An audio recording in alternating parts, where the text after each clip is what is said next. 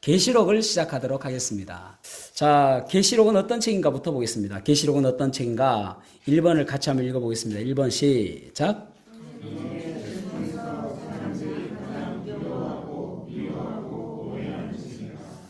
예, 성경에서 가장 두려워하고 또 미워한다는 말은 가까이 하지 않는다는 말이죠. 그 다음에 또 오해하는 책이다라고 기록되어 있습니다. 그래서 신약 39권과 구약 39권과 신약 27권 가운데서 보통 설교를 하는 경우도 계시록 2장, 3장, 7교회에 국한된 경우가 많죠. 그 외에는 잘 설교를 하지 않습니다. 뭐 인용하기도 하지만은 거의 설교를 하지 않습니다. 그만큼 어려운 책이니까 뭐 그렇게 생각할 수도 있겠죠. 또 이제 요한계시록을 이야기하면은 조금 다른 눈으로 봅니다. 그러니까 그 이유가 무엇인가 하면은 이단들은 대부분 다 계시록 가지고 이야기를 하기 때문에 그렇습니다. 그래서 계시록을 이야기하면은 대부분 다 이단이 아닌가라고 오해를 합니다. 그 이단에 뭐 크게 한번 히트를 쳤던 이단이 있죠. 다미성교회 1992년 10월 28일 날 휴거가 임난다라고 했습니다. 제가 신학교 2학년 때입니다. 제가 신학교 1991년에 들어갔으니까 2학년 때입니다. 그때 신학생들도 조금 두려워하는 사람들도 있더라고요. 휴거 당해야 되는데 안 당해가지고. 그래서 많은 사람들이 너무나도 세게 이야기하니까 이게 가짜인데도 계속 들으면요 긴가민가 합니다. 그래서 결국은 불발되었죠. 그런데 그것으로 끝난 게 아니라 이장님 그 사람이 여러 번 또 번복했습니다. 그럼에도 불구하고 아직까지 못 올라가고 있습니다. 이 땅에. 예, 그래서 가짜로 드러나게 된 것이죠. 그러니까 그 다음부터 계시록만 이야기하면은 또 이제 뭐 재림, 휴거 이렇게 이야기하면은 대부분 다 조금 이단처럼 바라보게 되는 것이죠. 그러나 여러분 그리스도인들은 누구나 다 주님의 재림하심을 사모하며 살아가는 사람들이 그리스도인입니다. 주님 오실 날을 바라보는 것이죠. 로마서 19장에도 보면은 그러지 않습니까? 19장이라 9장에 보면은 그러잖아요. 8장이죠. 8장이죠. 예, 8장 19절에 보면은, 헷갈렸습니다. 8장 19절에 보면은, 피조물들이 모두 고대한다고 그러잖아요. 우리도 피조물이니까 주님 오실 날을 고대하고 있지 않습니까? 언제 오시나. 그래서 창조과학회, 우리나라도 창조과학회가 있고 미국에도 창조과학회가 있는데 창조과학회 초대회장이 헨리 모리스입니다. 헨리 모리스 사무실에 가면은 perhaps today 그렇지 그랬대요. 아마도 오늘 주님 오실까? 그런 마음으로 살았다라는 말이죠. 신실한 그리스도인은 누구나 주님의 재림을 바라보며 살았던 사람들입니다. 그래서 우리도 날마다 살아가면서 주님 만날 날을 생각하며 살아야 됩니다. 요즘에 다니엘 기도회 하고 있던데 거기 보니까 참 당신은 진짜 그리스도입니까? 그런 이야기도 하는 거 보니까 진짜 믿고 있는지 뭐 그런 이야기 하더라고요. 모양만 믿고 있는 거 아닌가. 그래서 어쨌든 우리가 계시록은 그렇게 두려운 책이 아니다라는 것을 우리가 알 수 있는 것이죠. 그 다음에 두 번째로는 계시록은 종말을 다루고 있기 때문에 중요한 책입니다. 그래서 또 사람들이 이제 어려워하기도 하고 또 마귀가 그것을 방해하기도 하고 그렇습니다. 미혹하게 하는 것이죠. 여러 가지 끝에 대해서 말씀하고 있습니다.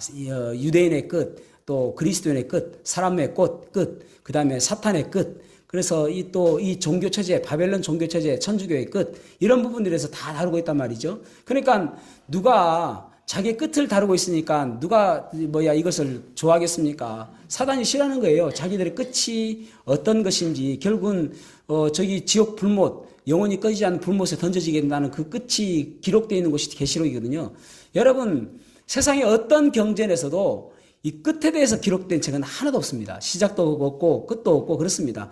살아가면서 어떻게 살 것인가만 있지 시작도 없고 끝도 없는 거예요. 그런데 성경에서는 시작과 끝에 대해서 이야기하고 있잖아요. 그래서 사람들이 두려워하고 어려워하고 있는 책이다라고 우리가 할 수 있는 것입니다. 자, 3번 읽어보겠습니다. 3번 시작.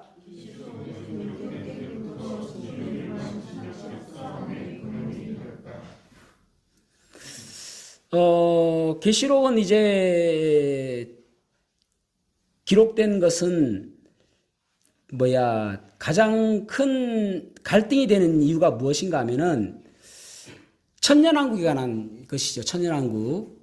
그래서 천년왕국에 대한 여러 가지 견해가 있는데 이것을 좀 이야기를 해드려 보겠습니다. 여기 제일 중요하고요. 나중에 해석 방법이 그 다음 중요하고 그렇습니다. 두 가지, 오늘 집에 가실 때 두 가지만 딱 기억하고 가시면은, 오늘 공부는 100점입니다.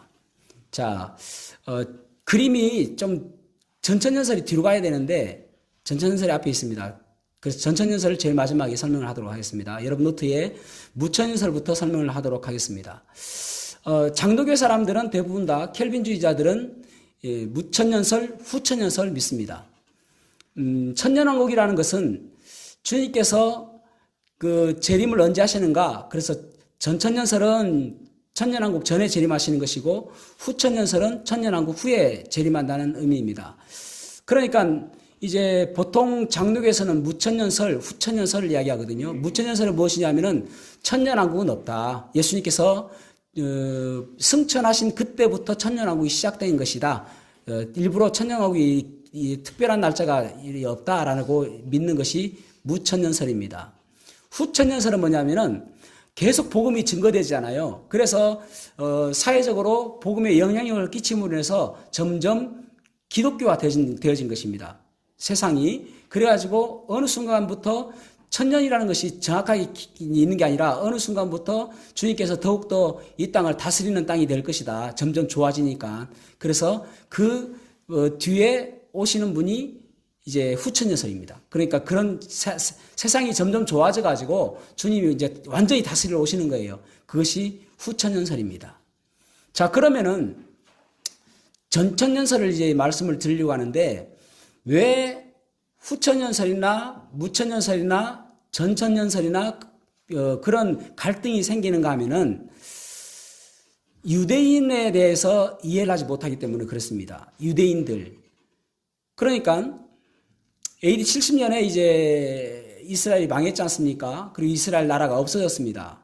그리고 나서 이스라엘을 찾아볼 수가 없는 거예요. 그런데 그들은 이스라엘 사람들이 어떻게 될지를 모르는 거예요. 그래서 무천년설과 후천년설의 그 사람들의 이 견해가 무엇이냐면은 이스라엘과 교회가 동일하다는 거예요.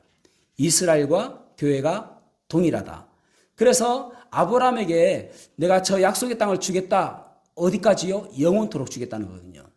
천년왕국 때도 결국은 이스라엘 땅, 그 땅을 통해서 천년왕국이 이루어지는 것이거든요. 그 땅이 중심입니다. 예루살렘이 중심이니까. 그러니까 아브라함이 약속하셨던 그 약속이 교회에게 이어졌다라고 믿게 되는 것입니다. 그러니까 대체 신학의 이스라엘 대체 신학. 그래서 이스라엘이 영적 이스라엘은 교회다라고 믿는 것이 무천년설과 후천년설 믿는 사람들입니다. 켈빈주의자들이죠.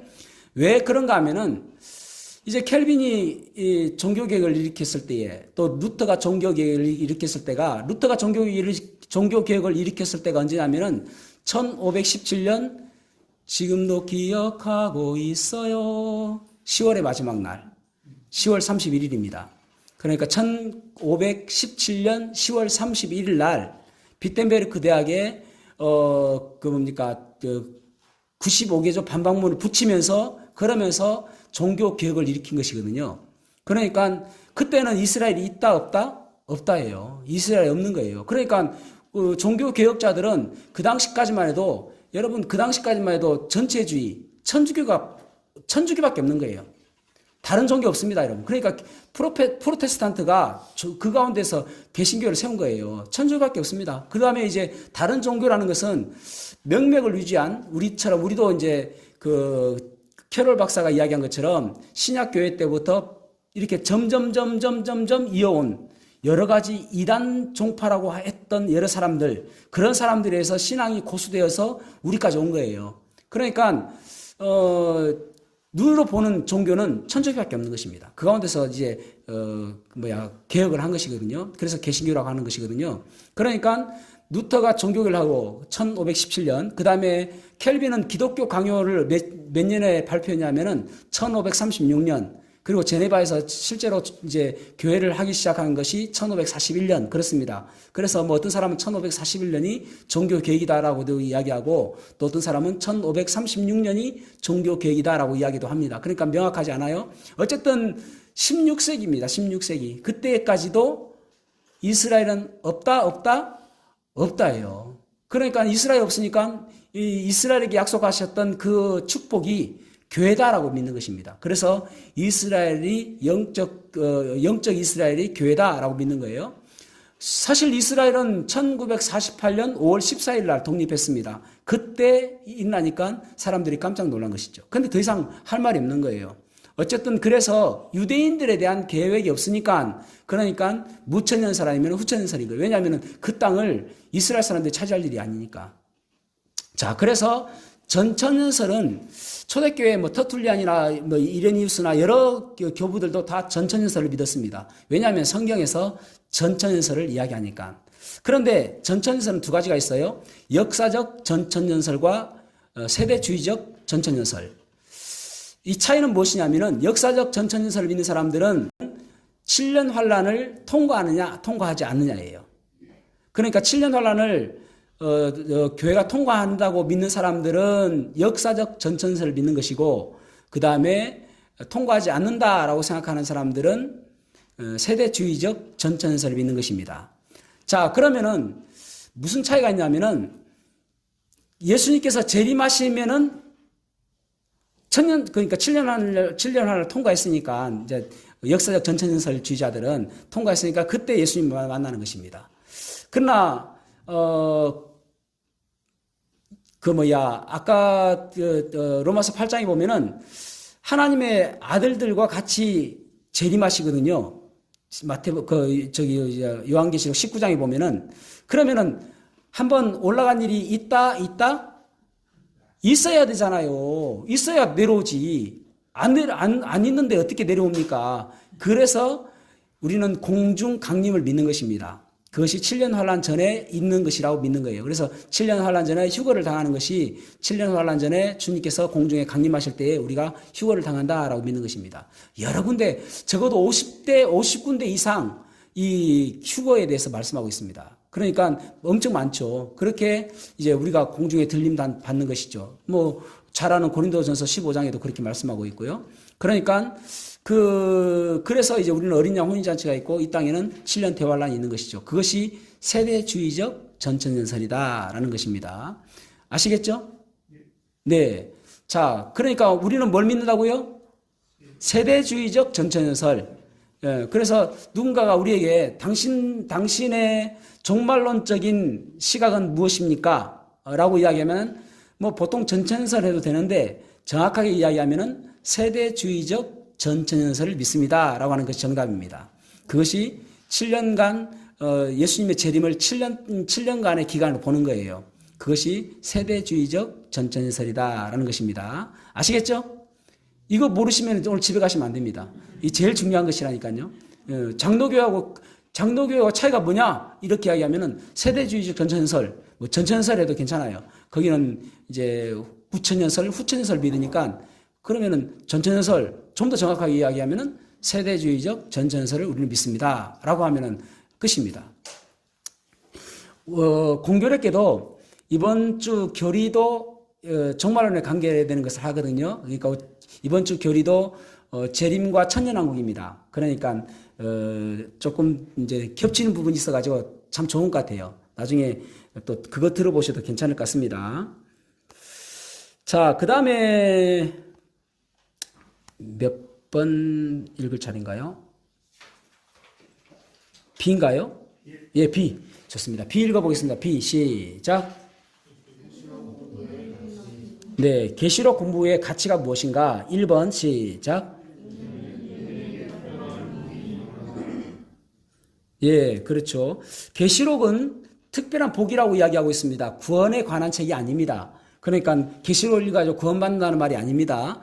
구원 안 받는 사람은 로마서나 요한계시록이나 그런 데 봐가지고 구원을 받아야 됩니다. 그러니까 그런 구원이 아니라 특별한 복이 있는 책이 바로 계시록이다.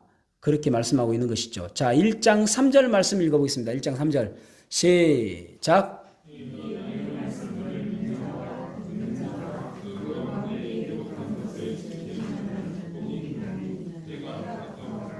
아멘. 이렇게 놀라운 구절이 어디 있습니까? 읽는 자도 복이 있고 듣는 자도 복이 있고 지키는 자도 복이 있다. 복 이야기하고 있잖아요. 성경이 총 절수가 31,102절입니다. 구약이 23,145구절, 그 다음에 신약이 7,057절인가? 뭐 그렇습니다. 하여튼, 31,102절 마이너스 23,145 빼보십시오. 그러면 나옵니다. 예, 7,957절입니다. 신약이. 그래서 31,102절인데 전체 31,102절 가운데서 이렇게 복된 구절은 이거밖에 없습니다. 뭐, 그 구약이 보면, 신명기 보면은 들어가도 복을 받고, 나가도 복을 받고, 떡반죽 끓이고 복을 받고, 그런 복도 있지만은, 여기서는 들어도 복 받고, 읽어도 복 받고, 지켜도 복 받고, 이런 게 어디 있습니까, 여러분? 그러니까 요한계시록은 중요하다는 말입니다. 요한계시록은. 그래서 요한계시록은 많이 읽으셔야 됩니다. 왜요? 주님 재림을 더욱더 사모하기 위해서 그것을 이야기하는 것입니다. 뭐 읽는다고 그냥 그게 아니라 읽으면 읽을수록 아, 주님 언제 오십니까? 주님 빨리 오십시오. 주님 만나고 싶습니다. 주님, 제가 주님 만날 때에 그날을 기대합니다. 사랑하는 사람을 만나듯이, 사랑하는 사람을 기다리듯이 그런 마음으로 기다리는 거예요. 신부가 신랑을 기다리듯이. 그래서 복이 있다는 말입니다. 자, 2번 시작. 네, 미래에 대한 하나님의 계획. 여러분, 뭐든지 결론을 알아야 되는 것이에요. 그죠? 결론이 얼마나 중요합니까? 소설을 책이 있습니다. 200페이지 소설이 있습니다. 약 뒤에 190페이지부터는 이제 결론이 되어 있습니다. 누가 190페이지 뒤에를 찢어버렸습니다. 얼마나 답답합니까? 요즘에는 잘 모르겠는데 제가 드라마를 안 보니까 옛날 한 4, 5년 전에 드라마 가운데 트렌드가 무엇이냐면은 끝맺음을 안 하는 거예요. 엄청 기분 나쁩니다.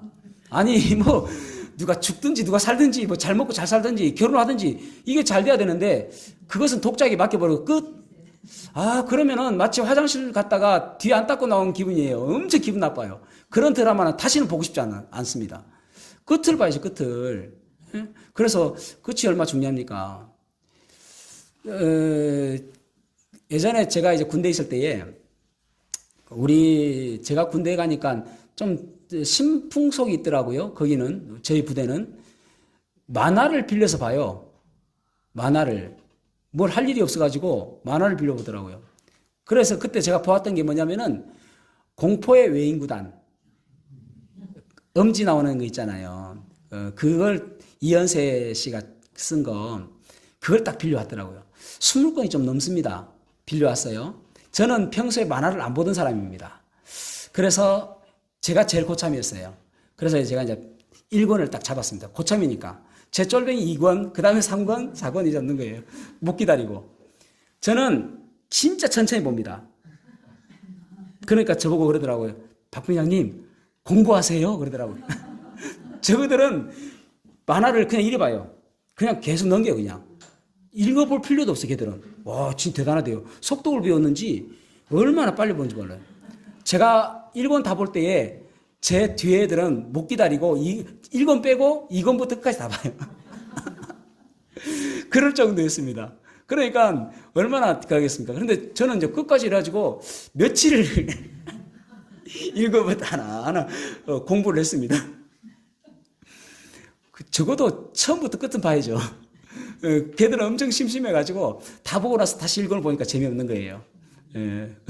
어쨌든 우리는 창세기도 보고 요한계시록도 보는 거예요. 요한계시록에 결과가 나와 있으니까. 그만큼 요한계시록이 중요하다라는 것을 기억하셔야 됩니다. 3번 보시겠습니다. 3번 읽어보겠습니다. 시작.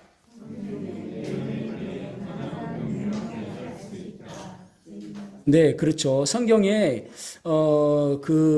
예언에 대해서 가장 명료하게 다니엘서는 닫혀진 책이거든요. 감추라고 했으니까 인봉을 뜯지 말라고 했으니까 닫혀진 책입니다. 그런데 요한계시록은 널리 알리라고 말씀하고 있잖아요. 그러니까 열려진 책입니다. 그래서 마지막 때에 대해서 아주 상세하게 잘 기록되어 있죠. 예를 들어서 19장부터 22장까지 보면은 이제 주님께서 이 땅에 내려오셔서 어떻게 심판하시고, 그 다음에 천년왕국이 어떻게 들어가고, 또 새하늘과 새 땅 들어가고, 또 백보자 심판 나오고, 아주 자세하게 나와 있잖아요. 이런 책이 없단 말입니다. 그래서 아주 중요한 책이다라는 것을 우리가 알 수 있죠. 4번 시작.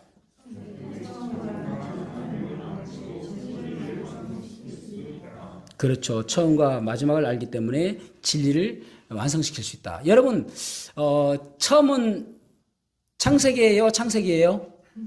창세기죠. 처음은 창세기. 마지막은 요한계시록이에요? 요한계시록이에요? 요한계시록. 그런데 처음과 끝이 닮았다는 거 아십니까? 처음과 끝이 엄청 닮았습니다. 창세기는 하나님께서 사람을 위해서 세상을 창조하신 것입니다. 그래서 사람을 모든 것들을 다 만드시고 사람이 생활하기에 좋은 환경을 만들어 놓으시고, 그리고 마지막에 사람을 만드신 것입니다. 그리고 7일째는 안식하신 것이죠. 그러니까 하나님께서 우리에게 가장 좋은 것을 주시기 위해서 에덴 동산을 만든 것입니다. 에덴의 뜻은 기쁨이란 뜻이에요. 그러니까 사람에게 기쁨을 주시기 위해서 만들으셨단 말이에요. 어쨌든 사람에게 하나님께서는 사람을 가장 사랑하십니다. 그래서 사람에게 그 주시기 위해서 에덴 동산을 만들었거든요. 근데 이 배은망덕한 인간이 사단의 욕심에 빠져가지고 하나님처럼 되고 싶어서 범죄하지 않습니까? 그래서 하나님의 계획이 사단의 유혹 때문에 범죄함으로 인해서 하나님의 계획이 무너졌습니다. 그러니까 에덴 동산이 하나님께서 정말 사람 사랑하셔가지고 너 여기 살아라, 선악과만 먹지 말고 여기 살아라 했는데 그것을 못 이룬 거예요. 그런데 하나님의 마음은 항상 그것을 한번 주고 싶으신 거예요. 그것을 맛보게 해주고 싶은 거예요. 내가 너희들을 얼마나 사랑하는지 너희들 아냐. 내가 에덴 동산을 너희에게 만들어준 거야. 그래서 천년왕국이 에덴 동산을 다시 회복하게 해주는 것입니다. 에덴 동산과 천년왕국이 비슷한 것이 엄청 많습니다. 예를 들어서 에덴 동산 처음에 이제 9장부터 육식이 허용되어지거든요. 왜냐하면은 노아 홍수 이후에 먹을 것이 없기 때문에 원래는 초식이었습니다. 모든 동물도 초식이었어요. 그런데 사람에게 육식을 허용하십니다. 당장 먹을 게 없으니까. 그러니까 원래 에덴 동산은 초식입니다. 사자들이 서로 잡아먹지 않습니다. 그러니까 초식이었고, 그 다음에 또 에덴 동산에서는 수명이 길었죠. 그러니까 거의 천년 정도 살았잖아요. 천년왕국도 거의 천년 삽니다. 그때에 그 이사야 65장에 보면은 100세에 죽은 사람이 아이고 일찍 죽었네 한다는 거예요. 요즘에 여러분 100세 돌아가신 보면은 아이고 참 오래 사셨구나 그래 이야기 하잖아요. 그런데 여러분 초상집 가가지고 호상입니다 하시면 안 됩니다. 슬프시니까 호상이다 하면 절대 안 돼요. 자기들이 기뻐할지 몰라도 어쨌든 그 호상이라는 것은 신뢰입니다. 어떤 사람은 그런 이야기 하더라고요. 그래서 제가 하는 말입니다. 어쨌든 수명이 길어지고 또 이제 육신을 입고 들어간 사람들은 새하늘과 새 땅에도 육신을 입고 들어가게 되어지면은 그곳에선 생명나무가 있습니다. 에덴 동산에도 생명나무가 있고, 생명나무로 병들었을 때에 또 상처 났을 때에 치유하게 되죠. 그렇죠. 그렇게 오래 그래서 이제 영원토록 사는 거예요. 새하늘 새 땅 가서도 그렇습니다. 그러니까 에덴 동산하고 이 천년왕국은 엄청 비슷한 부분이 많죠. 그래서 그것을 회복시켜주는 그런 부분이 있는 것이에요. 자, 그 다음에 5번 시작. 그렇죠. 성경의 마지막 결론입니다. 그 다음에 C, 계시록을 공부할 때에 주의할 점은 무엇인가? 첫째로는 특별한 일이 없으면 문자 그대로 성경을 읽고 해석해야 된다는 거죠.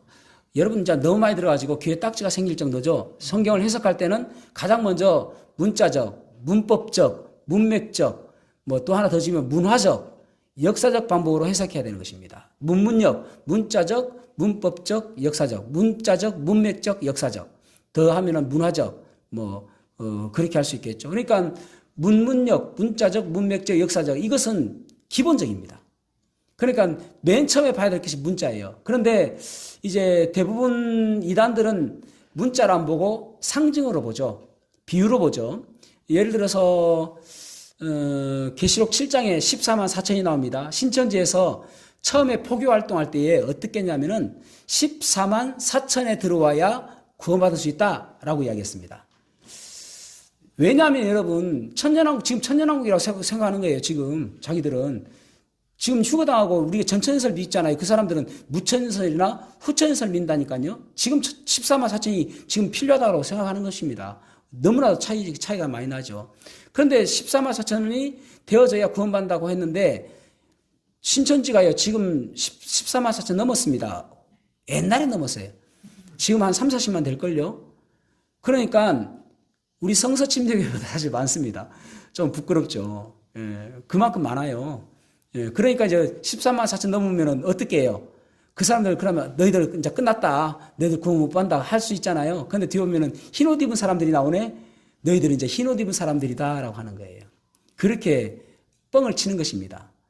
그런데 여러분 성경에 보면은 7장에 보면은 이스라엘 12지파가 나와요. 12지파. 그래서 각 지파 이름을 이야기합니다. 그러니까 이것을 문자적으로 봐야지 이스라엘 사람이라고 이야기하잖아요. 반드시. 그리고 여기 보면은 에브라임이나 단지파가 없습니다. 에브라임과 단지파. 그러니까 처음에 남유다와 북이스라엘이 나뉘어질 때에 남유다는 유다와 베냐민 지파가 둘 지파가 남유다가 되었고 나머지 10지파가 북이스라엘이 되었고 레위 지파는 지파에 속하지 않습니다. 그 10지파가 이제 북이스라엘이 됐잖아요. 근데 그때에 여로보암이 처음 왕이 되면서 보니까 그래도 북이스라엘 가운데서도 신실한 사람들이 절기 때에 예루살렘 성전으로 가는 거예요.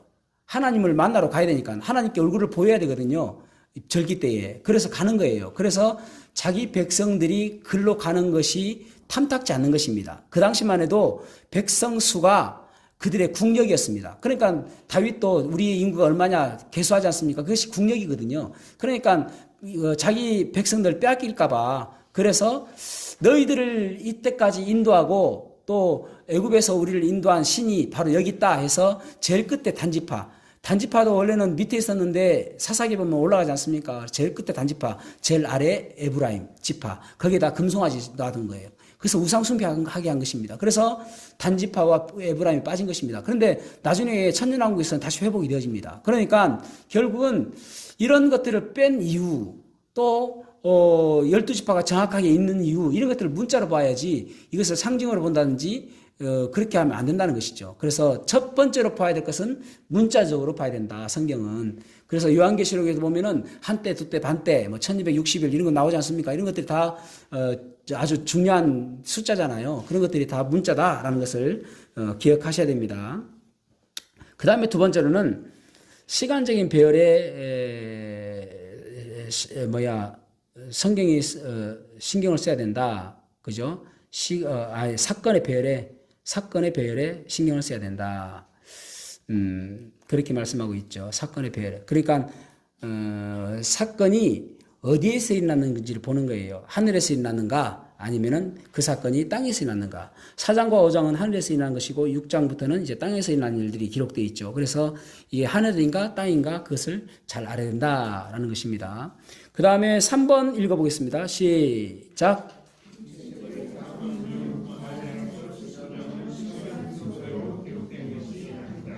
네. 시간 순서대로 배우는 것이 아니다라는 것을 기억하셔야 됩니다. 이제 그 4장부터 19장이 일어난 일들에 대해서 이 그림이 원래 이 다음에 와야 되는데 아마 여러분들 그림이 사쪽에 있다고 하더라고요. 사쪽 그림 한번 보십시오. 성경을 어떻게 이게 이제 두 번째 중요한 것입니다. 성경을 어떻게 해석해야 되는가? 축적 배열, 연속 배열, 끼워 넣기 배열 이 세 가지 요한계시록을 어떻게 이해해야 되는가를 말씀을 드리겠습니다. 이것만 이해하시면은 요한계시록이 반은 이해가 되는 것입니다. 가장 많이 이제 이야기하는 것이 무엇이냐면은 끼워 넣기 배열을 가장 많이 이야기합니다. 그러니까 끼워 넣기 배열이라는 것은 그러니까 첫 인을 뗐는데 첫째 인부터 6개 인을 띄고 마지막 7째 인을 띄니까 7나팔이 나고 또 7째 나팔을 피니까 7대접이 난다. 그래서 7째 인 안에 이 나팔을 7나팔을 끼워 넣고 또 7째 나팔에 7대접을 끼워 넣는 것. 그것을 끼워 넣기 배열이라고 이야기합니다. 그것이 대부분 계시록을 이야기할 때에 반 이상은 그렇게 이야기하는 것 같아요. 그 다음에 이제 연속 배열이라는 것은 모든 것이 쭉 파노라마처럼 시간적으로 쭉 기록된 것이다. 이렇게 믿는 것이 연속 배열입니다. 무슨 말인지 알겠죠? 네. 그런데 요한계시록을 어떻게 봐야 되냐면은 축적 배열로 봐야 된다는 것이 축적 배열. 그러니까 무슨 말인가 하면은 첫째 인부터 일곱째 인 하면은 7년 대환란이 끝난 것입니다. 7년 대환란이. 그리고 또 첫째 나팔과 일곱째 나팔이 하면은 또 7년 대환란이 끝난 것입니다. 또 대접을 하면은 첫째 대접부터 일곱째 대접까지 하면은 또 7년 대환란이 끝난 것입니다. 그래서 반복하는 거다.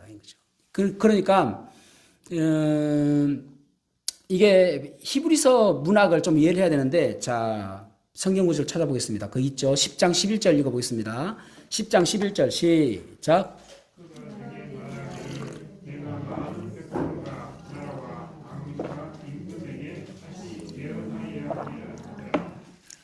아멘. 다시라는 말입니다. 다시라는 말은 반복한다는 말이에요. 히브리서 문학 가운데서는 중요한 것은 다시 반복하는 그런 특징이 있습니다. 그래가지고 우리가 흔히 이야기할 때에 7년 대환란이라고 이야기하잖아요. 그런데 사실은 7년 대환란이라기보다도 후 3년 반이 대환란 기간입니다. 그러니까 무슨 말이냐면은 전 3년 반은 평화로운 시기라고 할 수 있습니다. 통치를 적그리스도가 하는 것이지. 근데 이제 7년 환란기 들어갈 때에 이스라엘과 적그리스도가 평화 조약을 맺습니다. 그래서 평화로워요. 그런데 후 3년 시작할 때에 적그리스도가 그 계약을 파기합니다. 그리고 엄청난 박해를 합니다. 이 유대인들에게. 그래서 그때를 진노의 날 7년 대환란이라고 이야기하는 것입니다. 그러니까 대환란기라고 이야기하는 것입니다. 후 3년 반을 대환란기라고 이야기하는 것입니다. 그래서 첫째 인부터 일곱째 인은 7년 환란기 동안에 이루어지는 일이고, 일곱 나팔과 일곱 대접은 주로 마지막 후 3년 반, 그때 주로 일어난 일들입니다. 그래서 천체 이상이 생기는, 여섯째 인 띄었을 때에 천체 이상이 생기지 않습니까? 그것이 계속 반복하는 것이 보여집니다. 일곱 나팔 부를 때하고 또 일곱 대접 쏟을 때하고. 그래서 이것을 축적 배열로 보아야지 하나하나를 나열하면은 이상해져요. 다시 돌아오는 것처럼 그런 느낌이 든단 말입니다. 그래서 축적 배열로 이해하는 것이 가장 바람직하다라는 것이죠. 그것을 이해하시면은 이제 요한계시록은 이해하기가 훨씬 쉬워지는 것입니다. 이것이 두 번째 중요한 거예요. 첫 번째로는 뭐라고요? 세대주의적 전천연설. 그게 첫 번째 중요하고, 두 번째로는 축적 배열. 그것이 두 번째 중요하다는 것입니다. 아시겠죠? 오늘 그거 두 개만 이제 기억하시면은 괜찮아요. 예. 다 잊어버려도 괜찮습니다. 자, D 읽어보겠습니다. D. 시작. 네, 계시록 해석의 네 가지 방법. 첫 번째는 과거적 해석 방법. 그러니까 계시록에 있는 내용들은 다 과거에 있었던 일이다라고 해석하는 것입니다. 그 다음에 두 번째로는 역사적 해석 방법. 계시록에 기록된 모든 것들이 역사에 일어난 일들을 기록한 것이다. 이것도 과거적과 비슷하죠. 그래서 666이라고 나오잖아요. 666을 무엇이라고 보는 사람들이 있는가 하면 과거에 박해가 심했던 사람이 네로 황제입니다. 네로라는 이름을 이제 라틴어 알파벳이 숫자가 있다고 그래요. 그래서 예를 들어서 우리가 A면 1, 뭐 B면 2 이런 식으로 숫자를 대입해 보니까 666은 네로다라고 이야기를 합니다. 과거적 해석 방법이에요. 그것은 아니죠. 실제로 적그리스도는 그게 아닙니다. 그래서 그렇게 역사적인 해석 방법으로 해석하는 방법, 그것도 잘못되었다라는 것이죠. 그 다음에 영적인 해석 방법, 그냥 영적인 것이다. 실제로 일어난 일들은 아니다라고 해석하는 방법, 그것이 영적인 해석 방법입니다. 그러니까 천년왕국, 영원한 기간이라고 이야기하는 그런 것들이 다 영적 해석 방법이라 할 수 있겠죠. 천주교에서 주로 처음에 시작되었고, 그것이 개신교에도 답습하게 되는 것입니다. 그 다음에 네 번째 우리가 믿는 해석 방법입니다. 미래적 해석 방법. 미래에 일어날 일들. 그래서 요한계시록은 아까 말씀드린 것처럼 내가 본 것과 현재 있는 것과 앞으로 일어날 일들 기록했지 않습니까? 우리 안 봤구나 그거. 그거 보면은 이제 앞으로 일어날 일들이 4장부터 일어날 일들이란 말이에요. 지금 있는 것은 2장, 3장, 7교회란 말이에요. 그래서 미래적인 것들로 이제 해석해야 된다라는 것이죠. 자, 기록자는 요한입니다. 요한도 두 명이죠. 성경에서 크게 나오는 사람이 침례 요한과 누구요 또? 사도 요한. 그래서 이 성경을 쓴 사람은 사도 요한이다. 요한 한 사람 또 있죠? 요한의 아들 시모나 그러잖아요. 근데 그 요한은 번역이 조금 잘못된 것입니다. 왜냐하면 예수님께서 베드로를 부르실 때 뭐라고 이야기해요? 바요나 시모나 그러잖아요. 그러니까 요나의 아들이다. 바라는 말은 누구의 아들이다 라는 뜻이잖아요. 그러니까 돌로메의 아들이다 라는 말이거든요. 그러니까 바요나 시모나에서 요나가 더 정확한 표현이라고 이야기를 합니다. 그래서 요즘에 노래들은 요나의 아들 시모나 그렇게 가사가 되어 있는 것도 있습니다. 어쨌든 요한은 크게 두 명인데 침례 요한과 사도 요한인데 요한계시록을 쓴 사람은 사도 요한이다. 기록 시기는 언제인가 하면은 보통 주 95년, 96년 그렇게 이야기합니다. 기억하기 쉽기 위해서 보통 95년 이야기를 많이 합니다. 수신자는 누구인가? 소아시아의 7교회가 1차 수신자이고 오늘날 살아가는 그리스도인들이 2차 수신자다. 우리가 또 지금도 읽어야 될 부분이니까. 여기 핵심절 나오잖아요. 19장이고 핵심절 나오잖아요. 핵심절 읽어보겠습니다. 시작.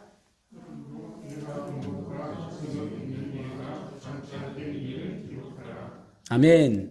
그러니까 이게 요한계시록입니다. 지금 본 것, 그리고 지금 이제 하나님께서 그에게 환상으로 보여주신 것, 그 다음에 또 이제 지금 있는 것, 2장, 3장이죠. 7교회. 그 다음에 장차될 일, 4장부터 22장까지 장차될 일들. 그렇게 기록한 것이 요한계시록이다라는 것입니다. 이제 요한계시록 서론을 끝났고요. 다음 주부터 요한계시록 1장부터 하도록 하겠습니다. 기도하고 마치겠습니다.